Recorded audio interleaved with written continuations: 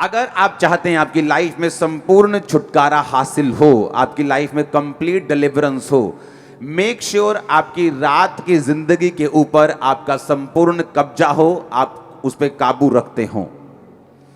एक ऐसा जादू टोना करने वाला बाबा जिसको ये मालूम है कि अगर मैं रात को उठ के अपनी स्पिरिचुअल एक्सरसाइज को नहीं करूंगा तो मैं उसका वो असर नहीं ले सकता। इमेजिन करो एक क्रिश्चियन जो रात को सोया हुआ है, क्या वो उस जादू और टोने से फतह पा पाएगा? बाइबल कहती है कि एक राजा जिसने अपने बड़े बेटे को कुर्बान कर दिया, इज़राइल पर जीतने लगा, इज़राइल पर प्रकोप हुआ और इज़राइल ये सोचने लगे कि एक शैतानी कुर्बानी से परमेश्वर की कौम कैसे हार सकती है। बाइबल कहती है आप वो चीज़ें हासिल नहीं करते जो आप डिजर्व करते हैं, आप वो चीज़ें हासिल करते हैं जिसके लिए आप फाइट करते हैं। अगर आप फाइट नहीं करेंगे, आप डिजर्विंग होने के बावजूद भी आप उस कुर्सी तक, उस डिलीवरेंस तक, उस छुटकारे तक अपनी जिंदगी में कभी नहीं पहुंच पाएंगे।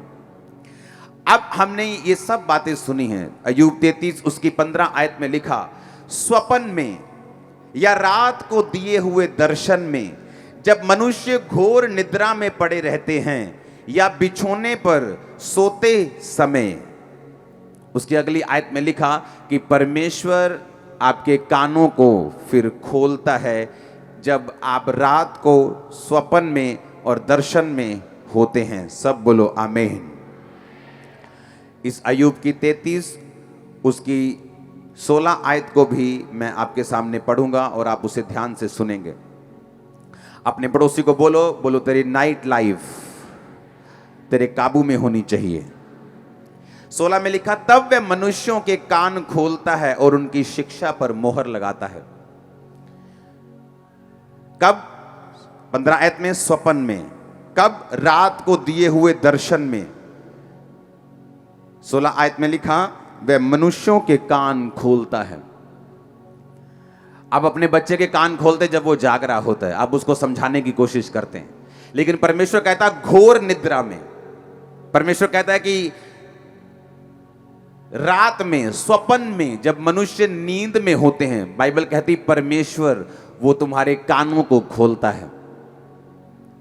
रात जो दूसरे लोगों के लिए एक इंटरटेनमेंट का टाइम हो सकता है, लेकिन एक क्रिश्चियन के लिए वो एक सुपरनैचुरल काम करने का, परमेश्वर के साथ बात करने का, परमेश्वर से नई दिशा को लेने का, उसकी अगुवाई को लेने का टाइम है। आमीन।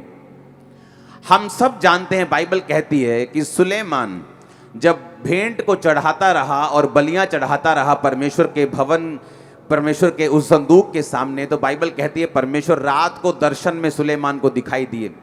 सपने में सुलेमान से कहा तू क्या चाहता है? सुलेमान ने कहा तेरे लोग बहुत ज्यादा है, मुझे बुद्धि चाहिए कि मैं तेरे लोगों का न्याय कर सकूं। परमेश्वर ने कहा ठीक है, मैं तुझे बुद्धि देता हूं, लेकिन तुझे पैसा भी देता हूं, ऐश्वर्य भी देता हूं, ना तेरे बाद किसी राजा को दूंगा, ना तेरे उससे पहले कभी किसी को दिया। और बाइबल कहती वो बुद्धि काम करना शुरू कर गई। और उसके बाद फिर पहला राजाओं 3 उसकी 16 से 28 में कुछ हुआ, उसको हम पढ़ेंगे। उसमें लिखा, उस समय 2 वेश्याएं, 2 प्रोस्टिट्यूट वेश्या राजा के पास उनके सामने खड़ी हुई। उनमें से एक कहने लगी, हे मेरे प्रभु, मैं ये और ये स्त्री दोनों एक ही घर में रहती हैं। इसके संग घर में रहते हुए मेरे बच्चा पैदा हुआ और फिर मेरे जच्चा के 3 दिन के बाद ऐसा हुआ कि ये स्त्री भी जच्चा हो गई और हम दोनों के, और हम संग ही संग थी और हम दोनों को छोड़कर घर में और कोई भी ना था। उसने कहा मेरे बेबी पैदा हुआ और उसके बाद 3 दिन के बाद इसके भी बेबी पैदा हुआ। उसमें लिखा 19 आयत में, और रात को इस स्त्री का बालक इसके नीचे दबकर मर गया। कब मरा वो? ऊंची आवाज में बोलो, कब मरा? रात को वो मरा, उस स्त्री के नीचे दब के। तब इसने आधी रात को उठकर, जब तेरी दासी यानी मैं सो रही थी, तो मेरा लड़का मेरे पास से लेकर अपनी छाती में रखा और अपना मरा हुआ लड़का मेरी छाती के पास लेटा दिया। भोर को जब मैं अपने बालक को दूध पिलाने को उठी तो उसे मरा हुआ पाया, परंतु भोर को ध्यान से मैंने देखा कि ये मेरा बेटा है ही नहीं। दूसरी स्त्री ने कहा, नहीं, जीवित पुत्र मेरा है और मरा हुआ तेरा है। परंतु ये कहती रही, नहीं, मरा हुआ मेरा है, मरा हुआ तेरा है, जीवित पुत्र मेरा है। बाइबल कहती है इस तरह वो राजा के सामने बातें करती रहीं और राजा ने कहा, एक जो कहती है जो जीवित है वही मेरा पुत्र है और मरा हुआ तेरा पुत्र है, और दूसरी कहती नहीं जो मरा है वह तेरा है, जो जीवित है वो मेरा है।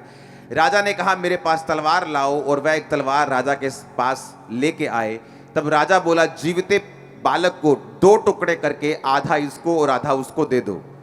तब जीवित बालक जो उसकी असली माँ थी उसका मन पसीज गया और उसने कहा, नहीं, ये बालक दूसरी को ही दे दो ताकि वो मर ना जाए। और इससे मालूम हो गया राजा को कि जिस औरत ने कहा है कि नहीं ये दूसरे को दे दो, उसे मालूम होगा कि ये बालक इसी का है। हमने ये स्टोरी बहुत बार टीवी में भी देखी होगी। ये बाइबल की स्टोरी है, ये राजा सुलेमान की स्टोरी है। और बाइबल कहती है जब दूसरी औरत जिसका वो बच्चा नहीं था उसने कहा हाँ हाँ ठीक है ऐसा ही होने दो, ऐसा करो आधा आधा कर दो, ना मेरा ना इसका। तो कोई भी असली माँ ऐसा नहीं बोल सकती थी। और ये बुद्धि कहाँ से आई? रात को दर्शन में, रात को सपने में परमेश्वर ने सुलेमान से बात की जब सुलेमान तैयारी में था। रात को परमेश्वर कब आपसे बात कर? जब आप तैयारी में हैं। वो बीज बोकर गया था, वो प्रार्थना में था, वो मेडिटेशन में था कि परमेश्वर तेरी इतनी बड़ी लोगों का मैं न्याय नहीं कर सकता, मेरे पास संसारिक बुद्धि बहुत हो सकती है, लेकिन तेरे लोगों का काम करने के लिए, इनका न्याय करने के लिए मुझे स्पिरिचुअल विजडम चाहिए, मुझे तेरी ग्रेस चाहिए, मुझे आत्मिक ताकत चाहिए, मैं इतना बड़ा काम कैसे कर सकूंगा। और बाइबल कहती परमेश्वर ने उसको उत्तर दिया।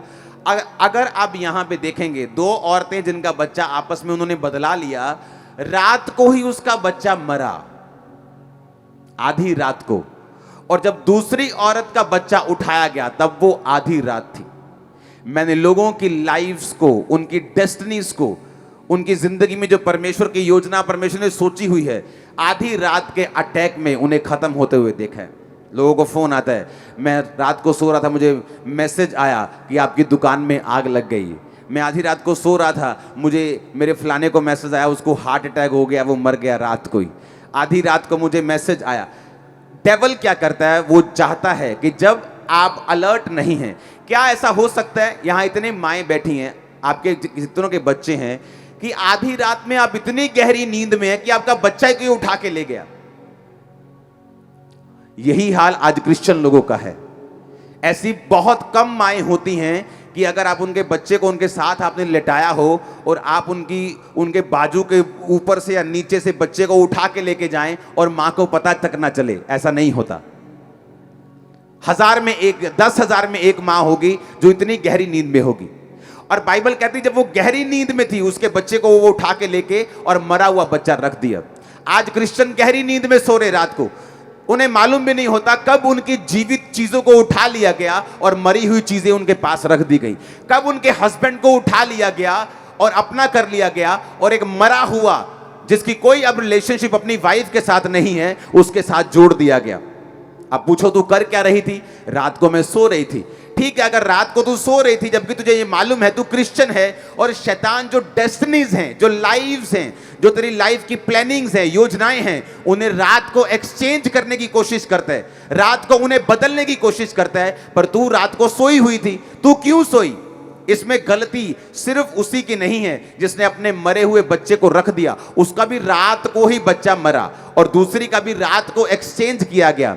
जिन व्यक्तियों को यह मालूम है कि रात एक्सचेंज करने का टाइम है, जो युद्ध, जो लड़ाई आपका परिवार हार चुका है, आपकी मैरिज हार चुकी है, जिस दिन आप रात को उठ जाएंगी प्रेयर के लिए, आप जीत हासिल करेंगे यीशु मसीह के नाम में। जो फाइनेंस खत्म हो चुका है, जो फाइनेंस टूट चुका है, जो परिवार फिनिश हो चुका है, शैतान ने डेस्टिनी आपकी उठा ली है, आज से फैसला करके जाओ, रात को आऊंगी घुटनों के ऊपर, शैतान को जीवित बच्चा आपका वापस करना पड़ेगा यीशु मसीह के नाम में। मुझे आमीन ऊंचे वाला चाहिए।